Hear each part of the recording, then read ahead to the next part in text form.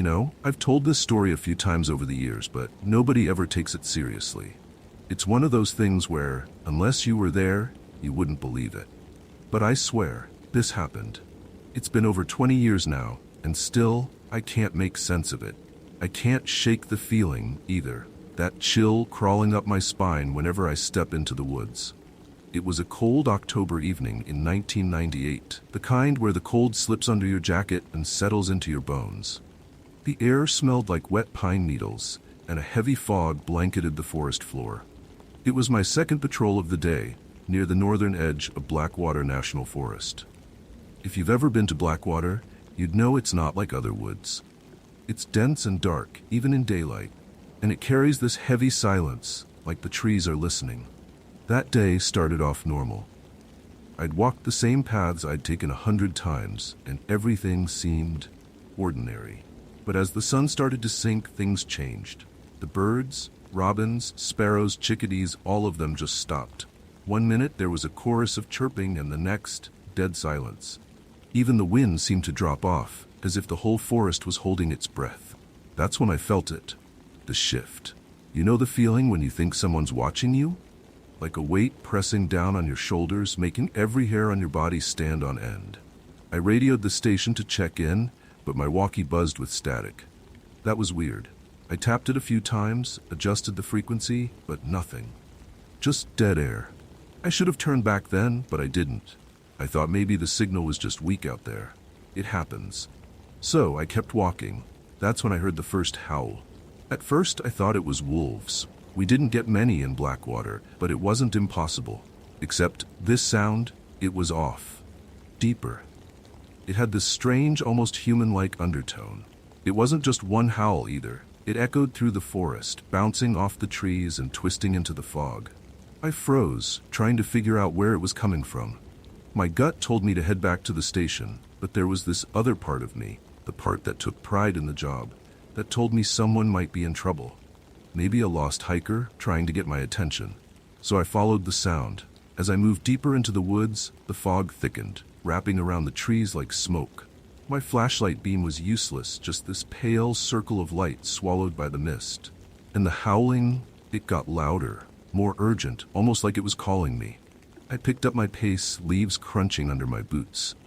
Every step I took, I felt like I was being pulled further into something I wouldn't understand.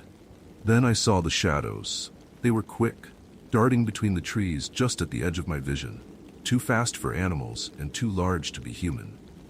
I whipped my flashlight toward them, but every time I thought I caught one, it disappeared into the fog. My pulse was racing. My breath came out in short bursts, visible in the cold air, and then my flashlight flickered. For a moment I was in complete darkness, and in that sliver of time, I swear I felt something shift in the air, like something was watching me. When the beam sputtered back to life, I saw them. They stood just inside the tree line, tall and thin, their bodies dark as shadows. They didn't move, but their eyes... God, their eyes were glowing, red, not like an animal's eyes catching the light, but as if they were burning from within. I couldn't tell how many there were, 3, 5, maybe more. They just stood there staring at me, and in that moment, I realized how wrong I was to come out there alone. The howling started again, louder this time, closer. It wasn't coming from the creatures, though. It was coming from all around me. A deep guttural wail that sent a shiver down my spine. It sounded like a mix of a wolf's growl and a human scream, twisting together into something unnatural. I wanted to run, but my legs felt like they were cemented to the ground. My heart pounded in my chest, and my hands shook so badly that I almost dropped the flashlight. The creatures started moving toward me, slowly, deliberately, their glowing eyes fixed on mine. That's when survival kicked in. I don't even remember making the decision to run. It just happened. 1 second I was frozen, and the next I was sprinting through the forest, branches whipping my face and fog blurring my vision. I didn't look back. I couldn't. All I knew was that I had to get out of there. The howling followed me the entire way, growing louder with every step. I could hear them behind me. Those creatures, their footsteps heavy and deliberate, keeping pace with me. My lungs burned and my legs screamed in protest, but I didn't stop. I didn't stop until I saw the faint glow of the ranger station's porch light cutting through the fog. I burst through the door, slamming it shut behind me. For a moment, I just stood there, gasping for breath, my heart pounding in my ears. I could still hear the howling outside, but it was distant now, as if the creatures had stopped at the edge of the clearing. When I reported what happened, the guys at the station didn't believe me. They thought I was just tired, maybe a little spooked by the fog. One of them even joked that I'd been out there too long, seeing things that weren't real. But I knew what I saw. I knew what I heard. A week later, a camper went missing from that same area. His tent was found shredded, and all that was left were claw marks in the dirt. Deep, jagged lines that didn't match any animal we knew. After that, the howling stopped. I never heard it again. But every time I go back into those woods, especially at night, I can feel it. That presence, watching, waiting. And sometimes when the fog rolls in thick and the wind dies down, I swear I can still hear it. A distant howl echoing through the trees, calling me back. I don't go near that part of the forest anymore. I've learned my lesson. But the thing is, I don't think it ever left. It's been over 2 decades since that night, but the memory still haunts me. I told myself I'd never go back to the northern edge of Blackwater, and for the most part, I kept that promise. But life has a funny way of dragging you back to the places you fear most. The camper who went missing in '98 was never found, and after that, things went quiet. Too quiet. A few hikers mentioned hearing strange noises or feeling like they were being watched, but nothing serious ever came of it. I kept doing my job, kept walking those trails. I convinced myself that whatever I encountered that night, those creatures with glowing red eyes, was just some bizarre, one-off experience. That was until last fall. It was early October 2023. I had been planning to retire soon, finally leaving the forest behind for good. But one evening, I got a call from dispatch. A family had reported their son missing. Teenager, maybe 17 years old, last seen hiking alone near the northern boundary. I felt that same knot in my stomach tighten. Northern Blackwater. The worst place anyone could wander into. I didn't want to go, but what choice did I have? I knew every inch of that forest better than anyone else. If I didn't look for him, who would? So I strapped on my boots, grabbed my flashlight, and headed out. The forest felt different that night. I don't know how to explain it, but the air was heavy, thicker than usual. There was no breeze, no rustling leaves, no distant call of owls, just silence. The same suffocating, unnatural silence I remembered from all those years ago. I tried to stay calm as I walked the trail toward the northern boundary. I kept telling myself it was just another search and rescue. The kid probably got turned around in the fog and was waiting somewhere for someone to find him. But deep down, I knew. I knew this wasn't going to be a routine rescue. About 2 miles in, the fog rolled in, thick as smoke, just like before. I shined my flashlight ahead, but the beam was swallowed by the mist. I called the kid's name, Ethan, but my voice sounded strange, as if the fog were absorbing the sound. That's when I heard it. The howling was just like before. Deep, almost human, but layered with something else. It came from everywhere and nowhere at once, wrapping around the trees and swirling through the fog. My heart sank, and I could feel that old fear clawing its way back into me. It was happening again, just like in '98. I pushed through the fog, calling Ethan's name, though my voice felt small against the weight of that sound. The further I went, the louder the howling became, until it felt like it was vibrating through my bones. My flashlight flickered again, just as it had back then. Then I saw movement. A shadow flitted between the trees, too fast to track. I spun toward it, but it was already gone. My breath came in shallow gasps, and I forced myself to stay calm. "It's just a kid," I told myself. "You need to find Ethan." A crunching noise broke the silence, a twig snapping underfoot. I turned sharply, aiming my flashlight into the fog. That's when I saw him. Ethan stood there, maybe 30 feet away, half hidden by the mist. His clothes were dirty and torn, his face pale as a sheet. He wasn't moving, just standing there like a statue. "Ethan," I called. "It's okay, I'm here to help. Are you hurt?" He didn't respond, just stared at me with wide, terrified eyes. Then he whispered something, so soft I almost didn't hear it. "You shouldn't be here." I blinked, confused. "What?" "Ethan, I'm here to take you home. Just come toward me." But instead of moving toward me, Ethan took a slow step back, deeper into the fog. "They don't like it when people come here," he said, his voice strange, distant. And then I heard the footsteps behind me. Slow, deliberate, heavy. I turned, flashlight trembling in my hand, and there they were. The creatures. This time, there were at least a dozen of them. Tall, thin figures with impossibly long limbs, their glowing red eyes cutting through the mist. They stood perfectly still, like predators waiting for the right moment to strike. One of them took a step forward. The sound of its foot pressing into the forest floor was unnervingly loud in the silence. I wanted to run. Every instinct screamed at me to turn around and bolt, but my legs wouldn't move. It was like the forest itself was holding me in place. Then I heard it. A voice, but not Ethan's. It was coming from one of the creatures. "Daniel," it whispered, my name twisting unnaturally on its tongue. My heart pounded in my chest. There was no way it should have known my name. No way at all. "Daniel," the voice whispered again, stretching the syllables, drawing them out like it was savoring the sound. I looked back toward where Ethan had been, but he was gone, swallowed up by the fog, just like the shadows. The creatures took another step toward me, their movements slow, deliberate, almost as if they were enjoying my fear. I backed away, keeping my flashlight trained on them, though it did little to keep them at bay. My hands were shaking so badly the light danced across the trees. "Ethan," I called one last time, hoping, praying that he would respond. But there was no answer.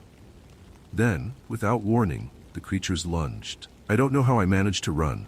One second I was frozen, and the next, my legs were moving on their own, carrying me through the fog and the darkness. The howling erupted behind me, louder and more terrifying than ever, like a chorus of screams blending together.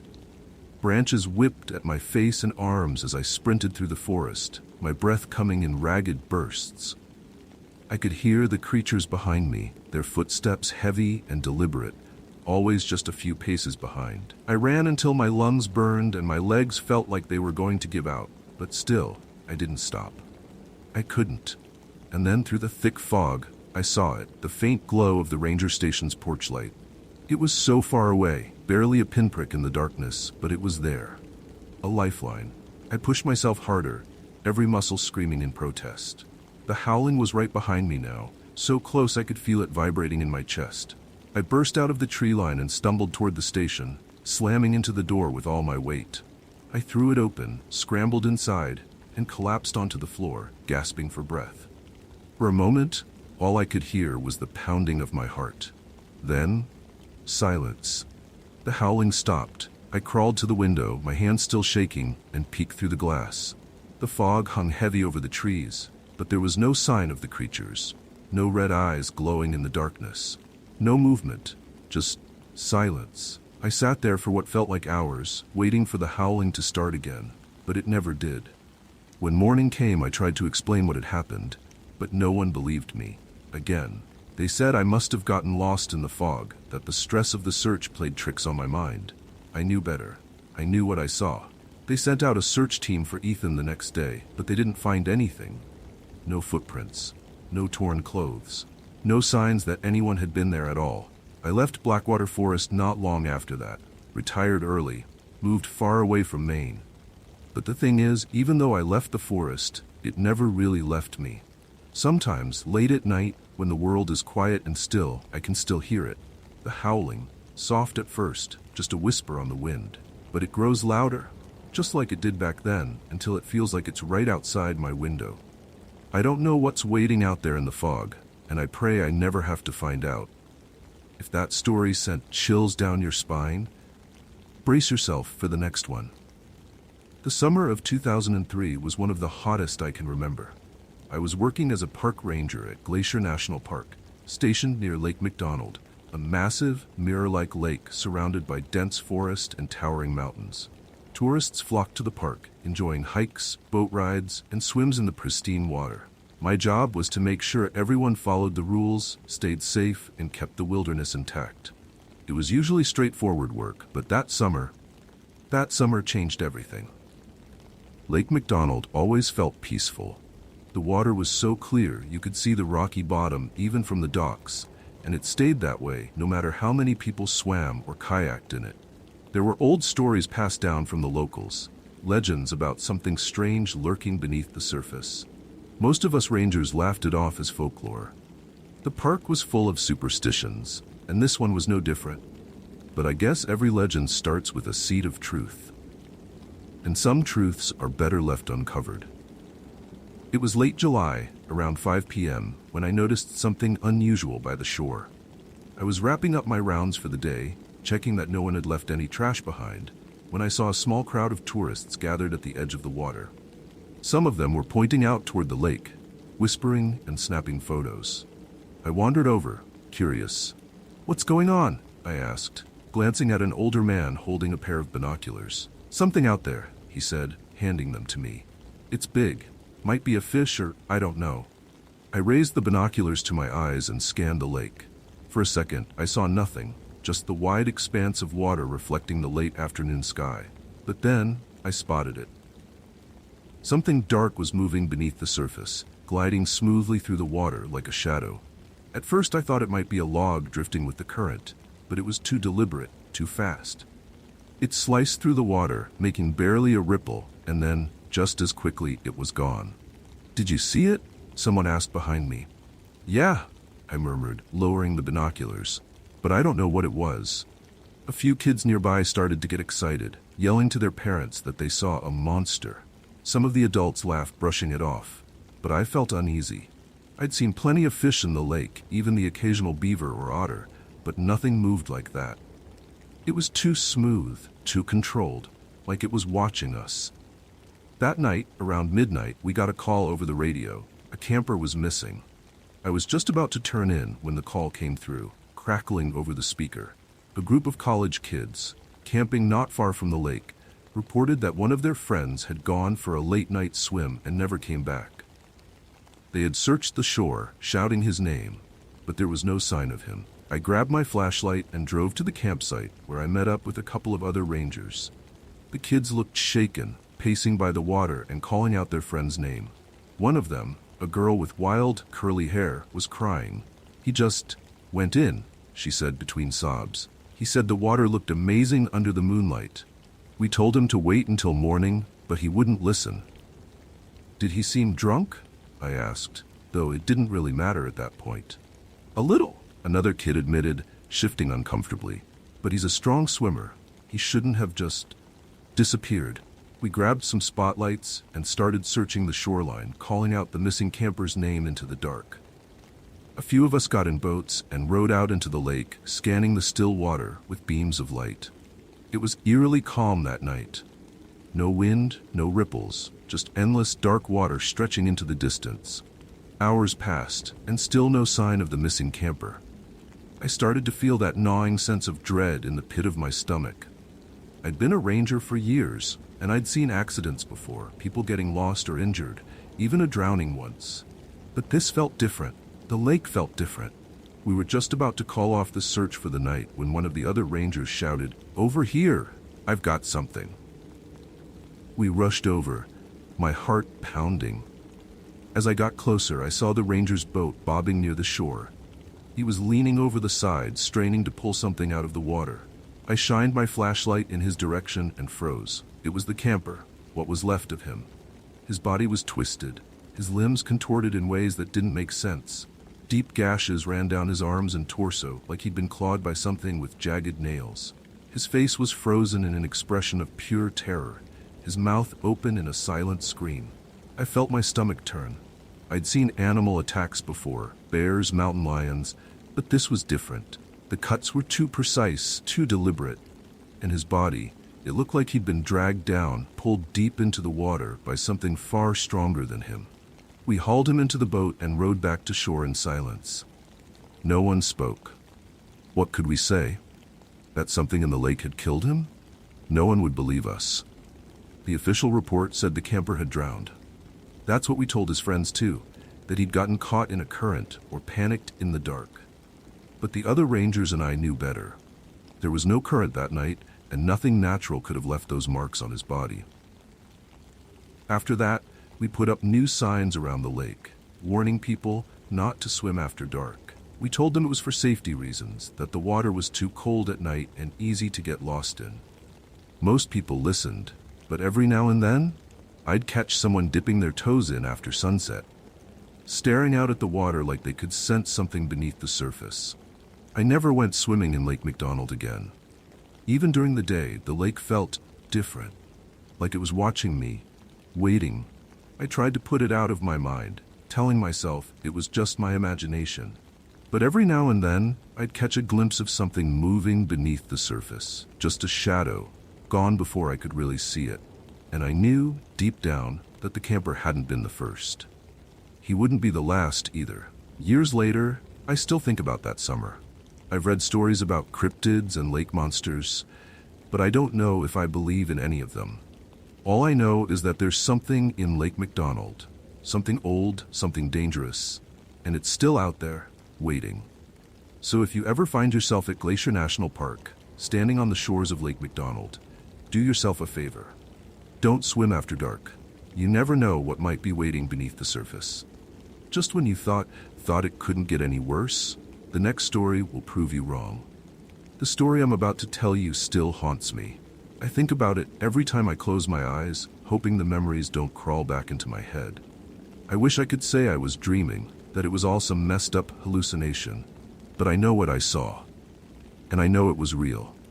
It happened in October 2010, deep in Shenandoah National Park. I had been working there for the past 6 months, mostly handling park maintenance and making sure the hiking trails were clear. At night, I stayed in a small cabin just a couple of miles from the visitor center. It wasn't much, but it was peaceful, and I liked being away from the city. The reports started coming in from hikers during early fall. They all had the same eerie story. Strange lights floating through the woods, drifting between the trees like they were alive. The first few times I heard it, I laughed it off. Probably fireflies, I told myself, or campers playing with flashlights. But the more reports we got, the harder it became to ignore. What made it worse was the way everyone described the lights. They said they weren't normal. No flickering like a lantern or dimming like fireflies. Instead, the lights were bright, perfectly round orbs, glowing white with a hint of blue at the edges. And they didn't stay in one spot. They moved, slow, deliberate, like they were searching for something. At first, I thought it was just a bunch of hikers trying to scare each other. People tell stories all the time in places like these, but the stories became more detailed, more unsettling. Some said the lights followed them, weaving between the trees as if watching their every step. Others swore they heard whispers in the woods. A few refused to ever return to the trails. Then there was Mike, one of the senior rangers. Mike was a no-nonsense kind of guy. He'd been working in the park for over 15 years and didn't believe in anything paranormal. "It's swamp gas," he said, "or some kids messing around. We'll catch 'em." But Mike stopped talking about the lights after his own encounter. He never said exactly what happened, but after his night patrol, he came back pale and jittery, refusing to go into the forest alone ever again. It's just the wind," he muttered once, but even he didn't sound convinced. That was the night I decided to go out myself. It was a quiet evening, cool, with a soft breeze sweeping through the leaves. The sun had just dipped behind the mountains, and the forest was already drenched in shadows. I grabbed my flashlight and a jacket, figuring I'd walk the same trail where the hikers had reported seeing the lights. A small part of me hoped I'd find something, just so I could tell Mike and the others it was nothing to worry about. The trail I took cut through one of the denser parts of the forest. The trees stood so close together that the sky was barely visible, and everything around me felt unnervingly still. Even the usual noises, like squirrels scurrying or birds chirping, were absent. All I could hear was the crunch of leaves beneath my boots and my own breathing. About an hour into my hike, just as the last light of day was fading, I saw it. A glow, faint but unmistakable, hovering just beyond the treetops. At first, I thought it was another hiker's headlamp, but it wasn't. It moved too smoothly, too deliberately. I turned off my flashlight, holding my breath. The glow grew brighter, slipping between the trees with eerie grace. And then I realized there were more than one. A cluster of orbs, no bigger than a grapefruit, floated silently toward me. 4 of them. At first, I didn't feel scared, just curious. I stood still, watching as the lights drifted closer. They didn't seem threatening, just strange. But then something changed. The moment they reached the edge of the clearing, I felt it. A pressure in the air, like the forest was holding its breath. My chest grew tight, and suddenly it felt like all the oxygen had been sucked out of the woods. I took a step back, and the lights shifted toward me, as if they sensed my movement. "All right, that's close enough," I whispered, trying to sound braver than I felt. I took another step back. The lights followed. That's when I heard it, the first whisper. It was faint, like wind brushing through the trees, but there were words in it. "Come closer," it said. "Join us." My blood ran cold. I spun around, pointing my flashlight toward the woods, but the beam seemed useless. The lights bobbed and weaved just beyond its reach, surrounding me now like sharks around prey. The whispering grew louder, overlapping voices that I couldn't quite make out, but they were all saying the same thing. "Join us. Don't run." So I ran. I bolted down the trail, flashlight bouncing in my hand. The orbs chased after me, flickering in and out of the trees like they were playing a game. No matter how fast I ran, they stayed just behind me, always one step away from catching me. My lungs burned and my legs ached, but I didn't dare stop. I knew, deep down, that if those lights caught me, something terrible would happen. The trail seemed endless. Every twist and turn felt the same, and the trees all blurred together in the darkness. The whispers followed me, growing louder with every step. "Don't fight it. Come closer." I glanced over my shoulder and saw the lights surging forward, closer than ever. I could feel the pressure building again, like the very air around me was trying to pull me back toward them. I tripped. I hit the ground hard, the flashlight slipping from my grip and rolling into the bushes. I scrambled to my feet, but the lights were already there, hovering just inches from my face. For a moment, I felt calm. It was like the forest was whispering directly into my mind now, promising peace, rest, and an end to the fear. "Join us."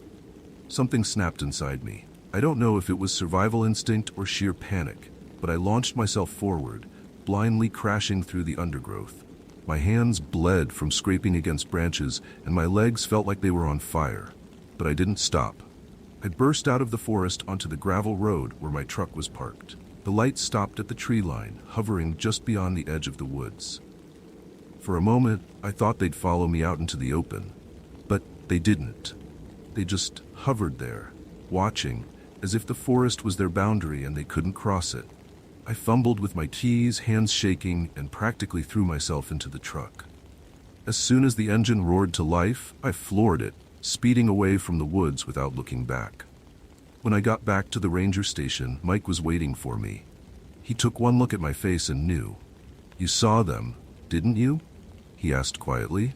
I nodded, still catching my breath. "What the hell are they?" Mike just shook his head. "I don't know. I've stopped trying to figure it out." The official report said it was swamp gas, an easy explanation for something nobody could understand. But I knew better. I saw the way those lights moved, the way they whispered my name in the wind. To this day, I don't know what they were or what they wanted. But every time I drive past Shenandoah, I feel that same tightness in my chest. And sometimes late at night, when the wind blows just right, I swear I can still hear them, whispering, "Join us." Think that was bad? The real horror starts now, with the next tale. The summer of 1995 will always haunt me. I was 26 years old, still fresh-faced and eager, just a couple of years into my job as a ranger. Bitterroot National Forest was a vast and beautiful place, tucked deep in Idaho, but it also had a sense of isolation to it. It was rugged, with thick forests and steep mountains, practically untouched wilderness for miles. The kind of place that swallows sounds and makes you feel small. I liked that about it at first, but by the end of that summer, I wanted to leave and never come back. I was stationed at a lonely outpost near Bitterroot Ridge, a remote area where few people ventured. The locals warned me about the place when I first arrived. They mentioned an old legend, something about a creature that roamed the woods at night. They called it the Watcher. A massive, hairy beast with glowing yellow eyes that hunted at night. It sounded like nonsense to me, just campfire stories to keep tourists on the trails. I'd been around animals all my life, and I wasn't the type to get spooked by tall tales. But after what I experienced, I no longer doubt the things people whisper about in the dark. It started off slow, small things I could brush off at first. On my second week, I came across strange tracks by one of the trails. They were different. Too large to be a bear's, but shaped more like a person's footprints. Except no person could have made those prints. They were too far apart, like whatever left them was walking on two legs but had a stride far longer than any human's. I figured it was just some distorted animal track, though it stuck in the back of my mind. I shrugged it off and moved on. The next weird thing happened about a week later. I was doing my nightly patrol, walking the perimeter of the outpost, when I started hearing sounds from the woods. At first, I thought it was just the usual wildlife, owls, maybe a coyote. But then I heard it. A low, guttural growl, like nothing I had ever heard before. It sounded wrong. Too deep, too deliberate, like something big was lurking out there, just beyond the reach of my flashlight beam. I froze, heart pounding, scanning the tree line. The hairs on the back of my neck stood up. The forest had gone deathly silent. No insects, no rustling leaves, nothing but the echo of that growl. It felt like something was watching me. After a few minutes, the sound stopped, and everything went back to normal. I convinced myself it was just a big animal, maybe a mountain lion, and went back inside the station, trying to laugh off the chill creeping down my spine. About a week later, I found more of those strange tracks, this time closer to the outpost. They were fresh, too fresh. They hadn't been there when I made my morning rounds, which meant that whatever left them had passed through during the day. But I hadn't seen or heard anything unusual. I radioed my supervisor about it, but he brushed me off, saying it was probably just a bear. Bears can leave weird prints when they walk upright, he said. Maybe he was right. At least that's what I told myself at the time. But deep down, something about it didn't sit right with me. Then came the knocking. It was just after midnight.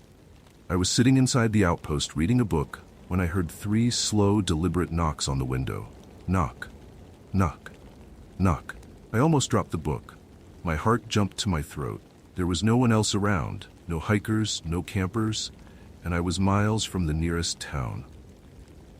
Slowly, I got up and walked to the window, flashlight in hand. I shined the beam through the glass and into the dark. Nothing. Just the trees swaying slightly in the breeze. I told myself it was probably a branch tapping against the window, but there were no branches close enough to reach.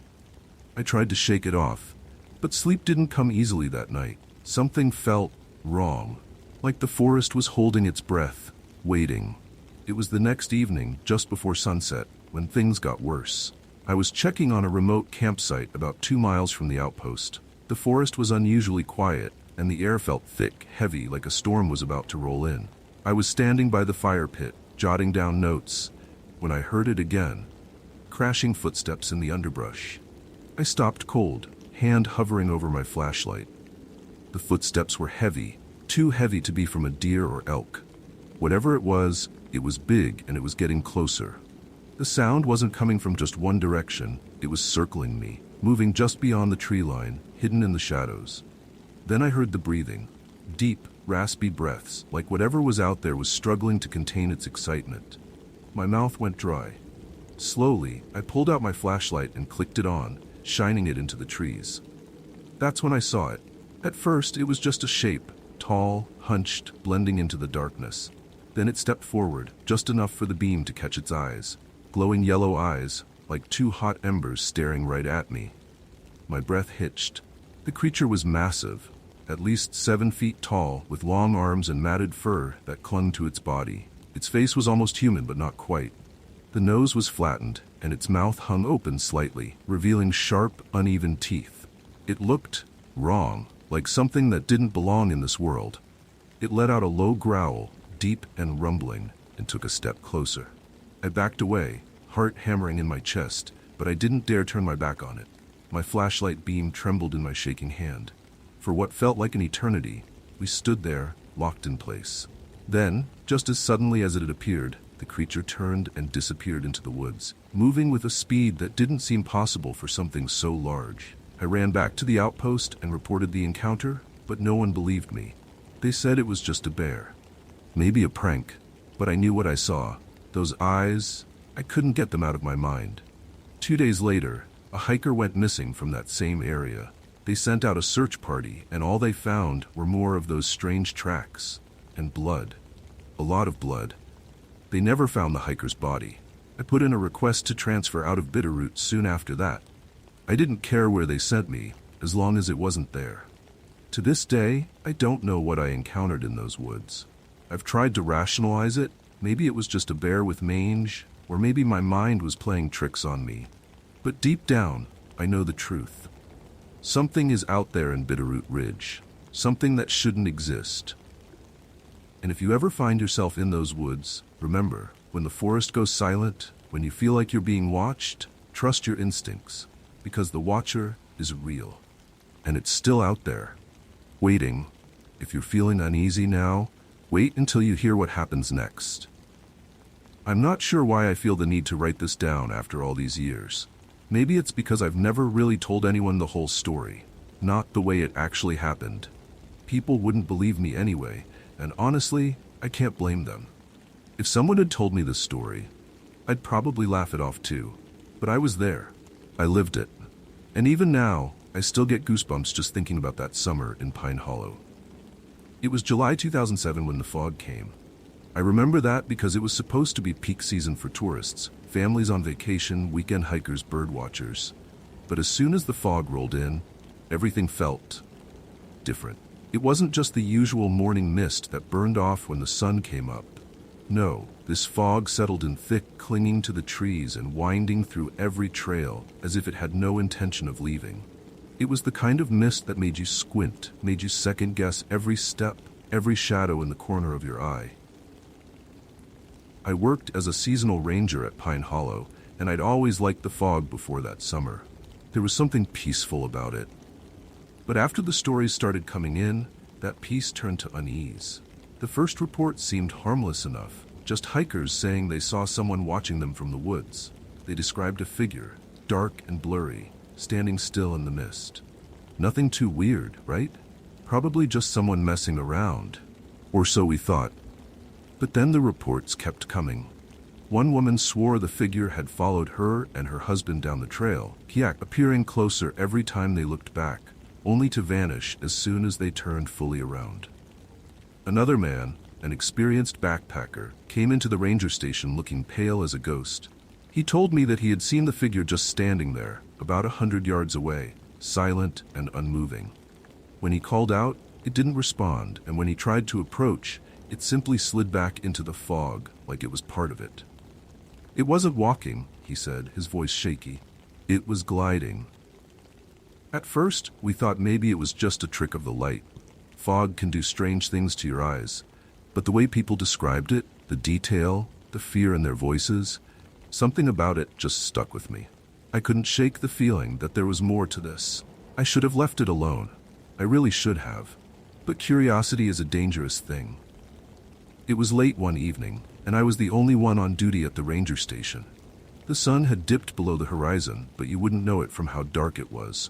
The fog was so thick that night, it felt like the world outside the station walls didn't even exist. There was no moon, no stars, just that endless, suffocating mist. I don't know what made me do it. Maybe it was boredom. Maybe it was the growing pile of weird reports on my desk. Or maybe it was just plain stupidity. But around 9 p.m., I grabbed my flashlight and decided to take a walk down one of the trails. Just a quick patrol, I told myself. Nothing serious. I'd walked those trails 1,000 times before, but that night felt different. Every step I took felt heavier, like the ground was pulling at my boots. The forest was dead quiet, not even the usual rustling of leaves or chirping of crickets. It was as if the fog had swallowed every sound. About half a mile in, I saw it. At first I thought it was just a tree or maybe a shadow cast by my flashlight, but the longer I looked, the more I realized it wasn't either of those things. It was a figure, tall, too tall to be a person, standing about 50 yards down the trail. I aimed my flashlight at it, but the beam seemed to fade in the mist, barely touching the thing. I called out, "Hey, you lost?" No response. The figure didn't move. It just stood there, watching, or at least I think it was watching. I couldn't make out a face. Hell, I couldn't even tell if it had a face. I took a step closer. That's when it moved, but not the way a person would. It glided, smooth and silent, backward into the fog. I stopped in my tracks, my heart pounding in my chest. That's when I heard it. A whisper, faint, barely audible, but unmistakable. Turn back. It wasn't loud, but it felt like it was right next to my ear. I spun around, but there was nothing there, just the empty trail stretching into the mist. My hands were shaking, and I could feel cold sweat trickling down my spine. I didn't need any more convincing. I turned around and headed back to the station, moving as fast as I could without breaking into a full-on sprint. Every step I took, I felt like something was right behind me, just out of sight. But when I glanced over my shoulder, the trail was empty. The next morning, I found out a camper had gone missing. His name was Daniel Holt, mid-30s, avid hiker, the kind of guy who knew how to handle himself in the woods. His tent was still at the campsite, his gear untouched, but he was gone. Just gone. We searched the area for days, but there was no sign of him. No footprints, no broken branches, nothing. Except for one thing. At the edge of the forest, right where the trail disappears into the deeper woods, we found footprints. They were Daniel's, leading straight into the fog. But here's the thing, there were no prints coming back out. It was as if he had walked into the mist and simply vanished. The other rangers tried to explain it away. Maybe he got lost, they said. Maybe he decided to leave without telling anyone. But I knew better. I knew what I had seen and what I had heard. A week after Daniel disappeared, I woke up in the middle of the night, gasping for air. At first, I thought it was just a nightmare. But then I realized my bedroom was filled with fog, thick, swirling mist, creeping in through the cracks of the window and under the door. And standing at the foot of my bed was the figure. It didn't move. It didn't speak. It just stood there, a dark silhouette in the mist. And then, just as quickly as it had appeared, it was gone. The fog receded, and I was left sitting in my bed, heart pounding, drenched in sweat. I left Pine Hollow the next day. I didn't even bother to finish out the season.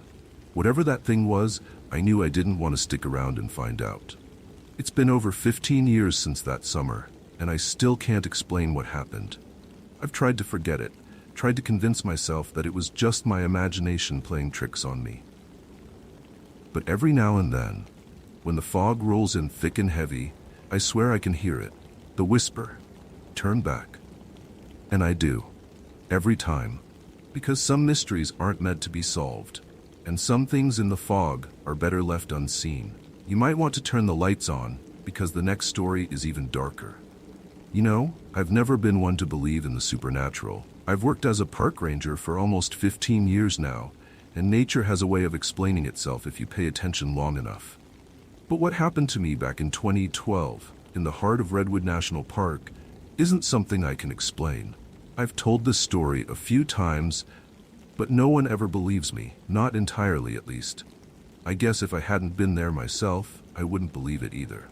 But it happened, and I think about it every time I set foot in that forest. Let me start from the beginning. It was late October 2012. I was on a night shift, which wasn't unusual. We do these patrols every now and then to keep an eye on things. Make sure no one's sneaking into restricted areas, campers aren't lighting fires where they shouldn't, and that sort of thing. The park at night feels different, though. If you've ever been deep in the forest after dark, you'll know what I mean. The silence is so heavy, it presses on your chest, and the shadows seem to move when you're not looking. On this particular night, the air felt wrong. I can't explain it any other way. It was colder than it should have been for October, and there was a weird stillness. No wind, no animal sounds, nothing. Even the usual rustling of leaves was absent. It was like the entire forest was holding its breath. I was on my usual route, hiking along a narrow trail between two clusters of massive redwoods, when I heard it, the scream. It wasn't like anything I'd ever heard before. I've encountered coyotes, mountain lions, and all sorts of creatures during my time in the park, but this was different. It wasn't human, but it didn't sound like an animal either. It was shrill and desperate, almost like a woman's scream, but distorted. Longer, deeper, and filled with this raw, primal fear. The kind of fear that makes your skin crawl and your stomach drop. I stopped dead in my tracks, heart pounding, and instinctively reached for my radio. Control, this is Parker. I just heard something strange out here. Sounded like a scream, but not human. Gonna check it out. Eva. The radio crackled to life. Copy that, Parker. You want backup? I hesitated. I should have asked for backup, but something in me, a mix of pride and curiosity, made me say, negative. I'll check it out first. We'll report back in 10. Over. I followed the sound deeper into the woods, every step heavier than the last. The screams were coming in bursts now, short, sharp cries that echoed through the trees. And they were getting closer. The deeper I went, the more the forest seemed to change. The redwoods, usually towering and majestic, felt oppressive, their thick trunks pressing in on me like walls. My flashlight beam bounced off the trees, casting long shadows that danced at the edges of my vision. I felt like I was being watched. Then I heard it, a heavy thud behind me, like a footstep. I whipped around, flashlight cutting through the darkness, but there was nothing there, just trees and shadows.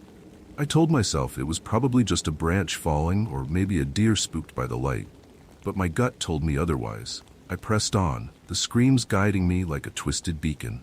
The path grew narrower, and the trees seemed closer together, almost as if the forest was trying to trap me. Then I saw it. A shadow, something moving between the trees, fast and low to the ground. I caught just a glimpse, a blur of fur, long and dark, with limbs that didn't move quite right. It was fast, too fast to be a bear or any animal I knew. I stopped, heart hammering in my chest. "Hello?" I called out, though I didn't expect an answer. Then the forest erupted in noise. Heavy footfalls coming from all directions, closing in fast. My flashlight flickered, and in the brief moments of darkness, I thought I saw shapes, tall, hunched figures darting between the trees. My pulse raced as I swung the light wildly, trying to make sense of what I was seeing. And then, I saw it. It was standing just a few feet ahead of me, half hidden behind a tree. The thing was massive, easily 7 feet tall, maybe more. It had long, shaggy fur that glistened in the faint light, and its arms hung low, almost dragging on the ground. But the worst part? The eyes. They glowed in the beam of my flashlight, reflecting the light like a predator's, except they weren't the eyes of any animal I knew. They were intelligent, and they were staring right at me. For a moment, we just stood there, locked in this strange, silent standoff. My body refused to move. I could feel my heartbeat in my throat, and every instinct I had was screaming at me to run, but I couldn't. I was frozen. Then it screamed. The sound was unlike anything I've ever heard before or since. It was the same shrill, inhuman scream from earlier, but this time it was louder, deafening, like it was tearing through my skull. My knees buckled, and I nearly dropped my flashlight as the sound reverberated through the trees. And then it was gone. Just like that. 1 second it was there, and the next it melted into the shadows, vanishing between the trees as if it had never been there at all. The forest fell silent, no footsteps, no screams, just the soft rustling of leaves as the wind finally picked up, whispering through the branches. I stood there, shaking, trying to make sense of what had just happened. I should have left right then and there, but I couldn't. I had to know, so I scanned the area with my flashlight, looking for any signs, tracks, fur, anything. That's when I saw them, claw marks, deep and jagged, carved into the trunk of a redwood. They were unlike any animal tracks I'd ever seen, 4 long, parallel slashes that cut deep into the bark. I radioed back to control, my voice shaky. "This is Parker. I saw something out here, something big. Found claw marks on a tree. I need backup." They sent a team out within the hour, but by the time they arrived, there was nothing to find. The claw marks were there, sure, but no footprints, no fur, no sign of any creature. Just the deep gouges in the tree and the eerie silence that had returned to the forest. The next morning, another ranger found more claw marks about a mile from where I'd seen the thing. But that was it. No one ever saw or heard anything like it again. At least, not officially. It's been over a decade now, and I still don't know what I saw that night. Every now and then, I'll hear rumors, stories from other rangers about strange sightings, whispers of creatures that shouldn't exist. But nothing concrete, just stories. I've tried to convince myself that it was just my imagination, that maybe the darkness and the silence played tricks on my mind. But deep down, I know that's not true. I saw something that night. Something real. And every time I walk through those woods, I can feel it. Like the forest is still watching me. Waiting. I don't go out on night patrols anymore. not if I can help it, because whatever I saw that night, it's still out there, and I know it's waiting for someone else to wander too far into the dark. That was just the beginning. The next one will make you question everything. I never thought of myself as someone who would go searching for trouble, but curiosity has a way of leading you into dark places. It was the summer of 1999, and I had just wrapped up my final year of college. The world was opening up before me, and I was ready to embrace it, even if it meant stepping outside my comfort zone. I had always been fascinated by the Great Smoky Mountains. Growing up in Tennessee, they were a part of my life, a constant backdrop to childhood adventures, family camping trips, and lazy afternoons spent exploring. But this summer, I was hearing whispers about a place I had never known, a cave deep in the mountains called the Devil's Den. Locals spoke of it in hushed tones, their eyes darting nervously as they recounted tales of strange noises and even stranger occurrences. That was all it took. I decided to check it out. On a particularly sweltering afternoon, I packed a small bag with the essentials: a flashlight, some snacks, and a bottle of water. I drove to the edge of the park, parking my car near a well-trodden path. The humidity hung thick in the air, wrapping around me like a damp blanket as I set off into the woods. The hike was long, and I quickly found myself alone, the chirping of crickets and the rustling of leaves providing the only soundtrack to my journey. As I neared the cave, I noticed an unsettling change in the atmosphere. The air turned cool, almost chilly, and a strange stillness settled over the forest. The usual chorus of birds and insects fell silent, leaving only the sound of my footsteps crunching on the dirt. It was disconcerting, but I pressed on, feeling an inexplicable pull towards the cave's entrance, a gaping maw in the side of the mountain. When I stepped inside, my flashlight beam barely penetrated the darkness. It felt like a different world, a place untouched by time or light. As I moved deeper into the cave, my heart began to race. The damp, earthy smell mixed with something else, something foul and unnameable. I tried to shake off the feeling of dread creeping over me, but it clung to me like the cold air. With each step, I felt an increasing sense of being watched. It was a primal instinct, a whisper in the back of my mind that something wasn't right. The beam of my flashlight flickered ominously, casting elongated shadows on the jagged walls. My breath quickened as the stillness around me became palpable, suffocating. Then I heard it, a low, guttural growl echoing from somewhere deep within the cave. My heart skipped a beat. I froze, straining my ears to listen, but the growl was gone, replaced by an eerie silence. I tried to convince myself it was just my imagination playing tricks on me, but I couldn't shake the feeling that I was not alone. I took a cautious step forward, the beam of my flashlight trembling in my hand. That's when I saw it. Something moved in the darkness ahead, a large, shadowy figure. I couldn't see it clearly, but it was big and seemed to move with an unnatural speed, almost like it was gliding rather than walking. Panic surged through me. I turned to leave, my instincts screaming at me to run. But just as I made a move, I felt something brush against my leg, a cold, swift touch that sent a jolt of terror through my body. I swung my flashlight around frantically, but the cave remained empty, the darkness consuming everything in its path. I didn't stop to find out what it was. I bolted, my breath coming in sharp gasps as I raced through the cave, stumbling over rocks and roots, desperate to escape whatever lurked behind me. Emerging into the sunlight felt like a rebirth. I collapsed on the ground, gasping for air, the warmth of the sun washing over me like a balm. I couldn't shake the feeling of being watched even now, outside in the open. I hurried back to my car, my heart still pounding, my mind racing with thoughts of what I had just experienced. When I reported my encounter to the local ranger station, I was met with skepticism. The rangers exchanged knowing looks, as if I were just another kid chasing ghost stories. "It's just the wind, or maybe a bear," one of them said dismissively.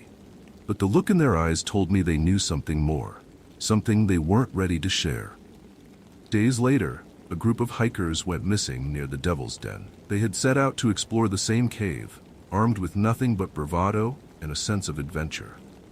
Search teams scoured the area for weeks, but they found no trace of them, only their backpacks, scattered near the entrance, and strange claw marks in the dirt that sent shivers down my spine. News reports flooded in, with families pleading for answers. As I watched the coverage from the safety of my living room, a cold sweat broke out on my skin. The faces of the missing hikers haunted my thoughts, and I couldn't help but wonder if they had heard that same guttural growl echoing through the darkness, or if they too had felt the icy touch brush against their legs. Days turned into weeks, but the mystery remained unsolved. I often found myself revisiting that day in my mind, reliving the terror that had washed over me in the cave. I tried to convince myself it was just a figment of my imagination, but deep down, I knew there was something more sinister lurking in the shadows of the Devil's Den. As the leaves turned and autumn crept into the Smoky Mountains, I tried to put it behind me, but every now and then I would hear whispers of the cave, of strange occurrences, of shadows that moved when they shouldn't. The local news continued to cover the missing hikers, and the stories grew more fantastical with each retelling. I never returned to that cave, but I couldn't shake the feeling that something was waiting for me there. Something ancient and dark, hidden away from the world. The Devil's Den had become a legend, a cautionary tale shared around campfires and whispered among friends. But for me, it was a haunting memory, a reminder that some places are better left unexplored. In the years since, I have avoided the mountains, but the story never left me. Every time I hear a low growl or feel a chill in the air, I am transported back to that cave, back to the feeling of being watched, to the darkness that seems to pulse with life. The mystery of the Devil's Den remains unsolved, a question without an answer, a shadow that lingers in my mind. And as I sit here writing this, I can't help but wonder, what really lies within those dark, cold depths? You thought that was scary? This next story takes fear to a whole new level. It was late September 2015, and as the sun dipped low over Bryce Canyon National Park, painting the sky in brilliant hues of orange and purple, I took a deep breath of the crisp, cool air. My name is Jake, and I was a seasonal ranger working my way through college. This was supposed to be one of those routine patrols, where I'd simply check the trails and ensure everything was safe for the handful of hikers who'd lingered until dusk. But that evening, everything changed. I loved Bryce Canyon for its beauty, the towering red rock formations that stood proudly against the vast expanse of sky. But as night fell, I began to feel an unease creeping into my bones, something I couldn't quite shake off. The park was often quiet, but that evening it felt different. The chirping of crickets and rustling of leaves was replaced by an eerie silence that gnawed at my nerves. I started my patrol along the ridge, where the views were breathtaking. I had my flashlight strapped to my belt, its beam cutting through the growing darkness. I walked the familiar path, scanning the edges of the canyon, enjoying the solitude that was often both a blessing and a curse. Just as I was about to turn back, something caught my eye far below, near the edge of the canyon. It was a movement, quick and fluid. At first I thought it was a coyote, but as I squinted into the distance, I could see that this creature was moving unnaturally fast. It glided over the rocky terrain, not quite running, but definitely not walking. The hairs on the back of my neck stood on end. I leaned over the ridge, trying to get a better look. The fading sunlight cast long shadows, but this creature was distinct against the backdrop of twilight. It looked like a coyote at first glance, but something was off. There was an odd gracefulness to its movement that felt wrong. I was frozen in place, unable to tear my eyes away. My heart raced as I tried to convince myself that it was just my imagination playing tricks on me. As the last rays of sunlight disappeared behind the rock formations, the creature suddenly stood upright on two legs. My heart dropped. It turned toward me, and I felt a chill that was far deeper than the evening air. Even from a distance, I could see its eyes, glowing, unnatural, almost as if they were lit from within. It wore a twisted grin that seemed to stretch too far across its face, distorting its features in a way that made my stomach churn. I stepped back instinctively, bumping into a rock, my mind racing. I needed to call for backup. I fumbled for my radio, but just as I turned back to point my flashlight at the creature, it was gone. Just like that, it had vanished into the darkness, leaving only a void where it had been. A weight settled on my chest, a feeling of dread that I couldn't shake. That night, sleep eluded me. I lay in my small cabin, tossing and turning, haunted by dreams of that creature. In my nightmares, it loomed over me, its eyes boring into my soul, and I could hear the soft whispering that echoed in my ears, growing louder until it swallowed me whole. When dawn finally broke, I awoke in a cold sweat, unable to shake off the feeling that I had witnessed something far beyond my comprehension. The next morning, still shaken, I went back to the ridge. I needed to see if it had all been a figment of my imagination. I followed the path to the spot where I had first seen the creature. My breath caught in my throat when I noticed the ground around the area was disturbed. I knelt down, examining the earth carefully, and my heart sank. There, partially obscured by the fallen leaves, were footprints. They were enormous, too large to belong to any known animal. The toes were elongated and claw-like, the heel narrow, like it was trying to mimic a human foot, but failed miserably. I took a step back, feeling sick to my stomach. The legends of the skinwalkers whispered through my mind like a breeze through the trees. I had dismissed the stories as mere folklore, but now, I wasn't so sure. The rest of the day was a blur. I reported my findings to the ranger station, but I could tell that my coworkers didn't believe me. They brushed off my concerns with laughter and jokes about late-night snacks playing tricks on me. But I knew what I had seen. As night fell again, the park was alive with sounds, but I could feel the presence of something watching me, lurking just out of sight. For days after that, I continued my patrols, but I could never shake the feeling of being followed. Sometimes, out of the corner of my eye, I thought I saw something moving among the shadows. Each rustle of leaves sent shivers down my spine. I often found myself glancing over my shoulder, half expecting to see the glowing eyes peering back at me. One night, as I was returning from my rounds, the sky was clouded over, and the moonlight barely illuminated the path ahead. Suddenly, I heard it, a low growl, a sound that vibrated through my bones. My heart pounded, and every instinct screamed for me to run. Instead, I froze, the darkness surrounding me thickening like fog. "Hello?" I called, my voice trembling in the quiet night. No response. But then I heard footsteps, slow and deliberate, echoing behind me. I turned slowly, shining my flashlight into the blackness, but all I found were shadows. They danced in the trees, mocking my fear. "Show yourself," I shouted, desperation creeping into my voice. The growling stopped, replaced by a whisper that seemed to seep through the air around me. It was a voice, low and unintelligible, almost familiar, as if it were calling my name. I stumbled backward, my pulse racing. Then, just as quickly as it had started, the sound vanished. I couldn't take it anymore. I sprinted back to the ranger station, panic clawing at my chest. I burst through the door, gasping for breath, but my colleagues merely glanced up from their paperwork, their expressions filled with disbelief. "Jake, you look like you've seen a ghost," one of them laughed. But I didn't care. I needed to get out of there, away from the park that had turned into a living nightmare. I packed my bags that night, determined to leave at first light. As I drove away, I glanced back at the entrance of Bryce Canyon, feeling a strange sense of loss mixed with relief. But even as I drove away, I couldn't shake the feeling of eyes on me, watching from the shadows. I had seen something that lurked in the dark corners of the canyon, and no matter how far I drove, I knew that the memory of that night would haunt me forever.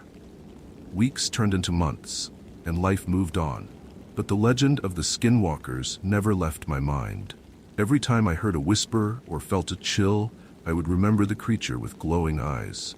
I shared my story with friends, only to be met with skepticism and laughter.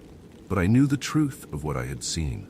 Even now, years later, as I sit in my living room, I can still feel the weight of the canyon pressing down on me. What did I witness that night? What was that creature that masqueraded as a coyote, lurking in the shadows, and why did it choose to reveal itself to me? There's something unnerving about knowing that sometimes the dark corners of our world hold secrets that are better left undiscovered. And as I lie in bed, staring into the darkness, I can't shake the feeling that the watcher in the canyon is still out there, waiting for the next unsuspecting soul to wander too close. If you think you've heard it all, this next story will make you think again. It was spring in 2005 when I found myself working as a ranger at Grand Canyon National Park. The crisp air, filled with the scent of pine and wildflowers, was invigorating. I loved my job, guiding hikers, sharing stories about the canyon's rich history, and watching the sunset paint the cliffs in brilliant hues of orange and red. The Grand Canyon was a majestic and safe place, or so I thought. One particularly busy Saturday, a group of hikers returned from their trek with unsettling stories. They reported seeing a shadowy figure lurking along the Bright Angel Trail, a popular route that I knew like the back of my hand. They claimed it moved with unnatural speed, slipping through the trees without making a sound, always just out of sight, but never far behind. Most people would brush it off as a trick of the light or a figment of their imagination, but their faces told a different story, pale and haunted. I rolled my eyes, thinking they were just overreacting. I had hiked that trail countless times and had never encountered anything more frightening than a deer or the occasional snake. Still, I felt a knot tightening in my stomach as I listened to their tales. After all, every park ranger has a healthy respect for the stories that circulate among visitors. Sometimes it's better not to poke the bear. Later that evening, I decided to investigate. The sun dipped low in the sky, casting long shadows across the rugged terrain. I strapped on my backpack, grabbed my flashlight, and set out toward the Bright Angel trailhead. As I walked, I couldn't shake the feeling that something was off. The usual sounds of the canyon, chirping birds, rustling leaves, and the distant rush of the Colorado River, seemed muted, as if the world were holding its breath. I descended into the canyon, my boots crunching against the gravel path. With each step, the air grew cooler, a strange contrast to the bright sun hanging above. The shadows around me deepened, stretching like fingers across the ground, making me feel small and vulnerable. I scanned the trees and rocks, half expecting to see the figure the hikers had described lurking just out of sight. As I continued along the trail, a faint sound caught my attention, soft, almost imperceptible. It was like the whisper of someone calling out, but I couldn't make out any words. My heart began to race. I paused, straining my ears, but the sound faded away. I convinced myself it was just the wind playing tricks on me. Still, unease settled in my stomach like a stone. A few minutes later, I reached a lookout point that overlooked a steep drop-off. I stepped closer to the edge, trying to shake the feeling of being watched. That's when I saw it. A tall, dark shape, standing motionless at the edge of a cliff across from me. At first, I thought it was a trick of the light, or maybe a tree. But as I squinted, I realized it had a humanoid form, tall and slender, its features indistinct. It blended into the shadows, almost as if it were made of darkness itself. My breath hitched in my throat. I felt frozen, unable to look away. It was staring right at me. I couldn't tell if it had eyes, or if the darkness was simply an impenetrable void. I blinked, hoping it would disappear, but it remained, an unsettling silhouette against the fading light. Then, without warning, it stepped forward. I gasped, expecting it to plunge into the canyon below, but instead it seemed to float downwards, effortlessly gliding through the air as if gravity held no sway over it. Panic surged through me, and instinct kicked in. I turned and sprinted back along the trail, my heart pounding in my chest, the sound of my footsteps drowning out the whispers that echoed in my mind. I ran until I reached the ranger station, breathless and pale. My colleagues looked up, concern etched on their faces. I tried to explain, but the words tumbled out in a rush, and they exchanged skeptical glances. "It was just your imagination," one of them said, patting me on the back. "The canyon plays tricks on you." A few days later, as the sun began to rise over the canyon once more, I overheard a different group of hikers recounting their experience at the trailhead. They spoke of a figure that had followed them, always lingering in the periphery, moving too fast and too quietly to be human. My heart sank as I listened. They described it just as the first group had, the same tall, shadowy shape that seemed to slip in and out of sight. I decided to report it to my supervisor, but he dismissed me. "People see what they want to see out there," he said with a wave of his hand. "Just another urban legend." But I knew it wasn't just a story.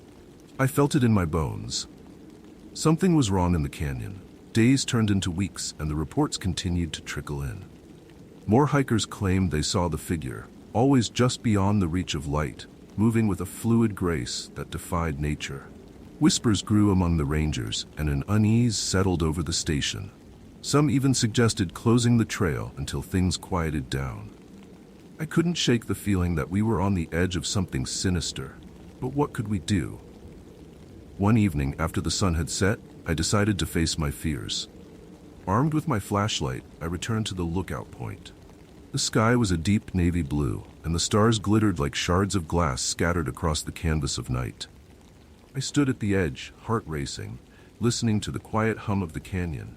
I could feel it, the weight of something watching me. Then I heard it, a faint whisper on the wind, barely discernible, calling my name. I turned my flashlight towards the shadows but found nothing.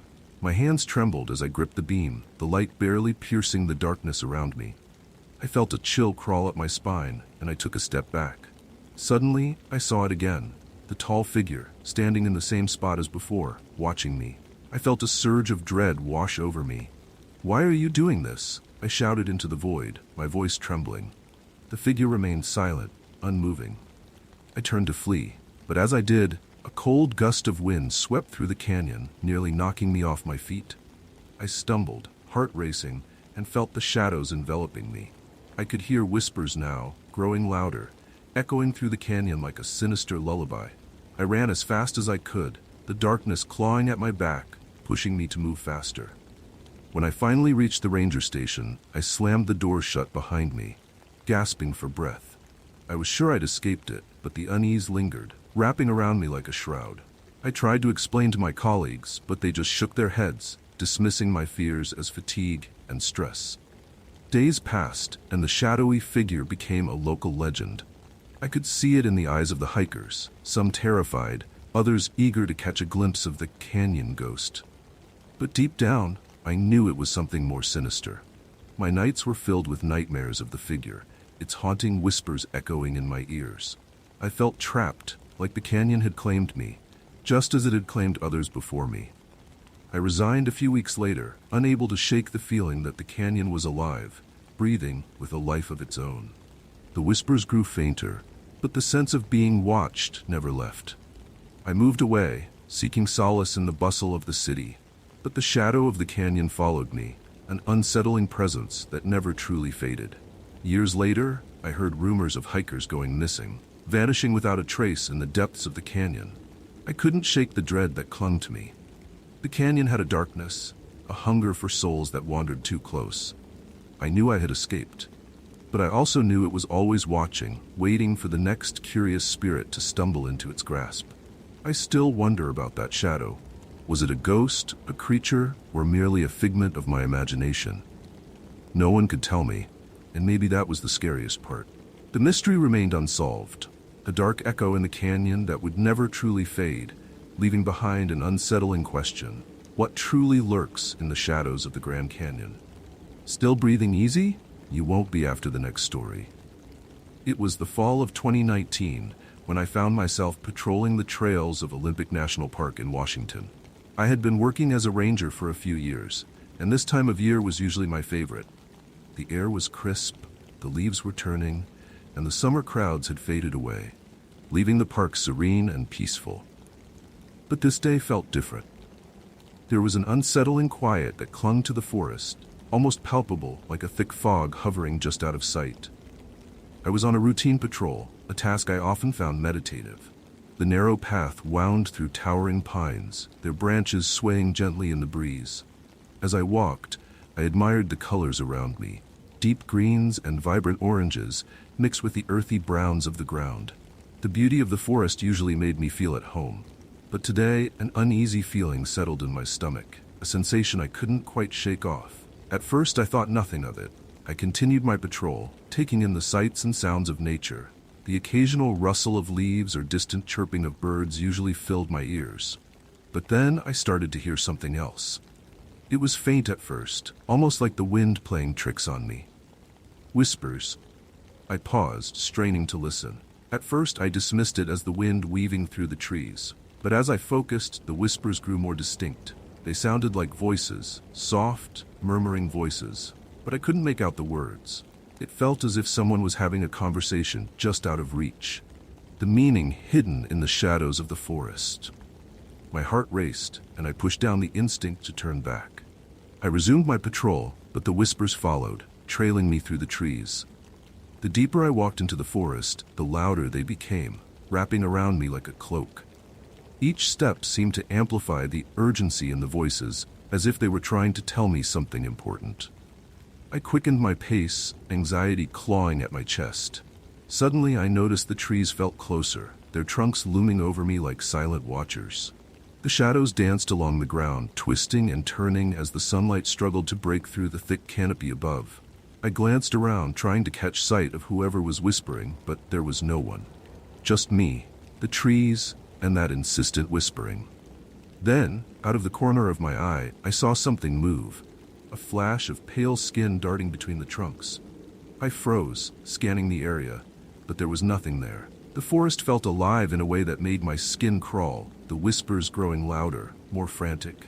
It was as if they were warning me, urging me to leave. I turned to go back, but as I did, I heard a soft laugh. It was right behind me, low and sinister.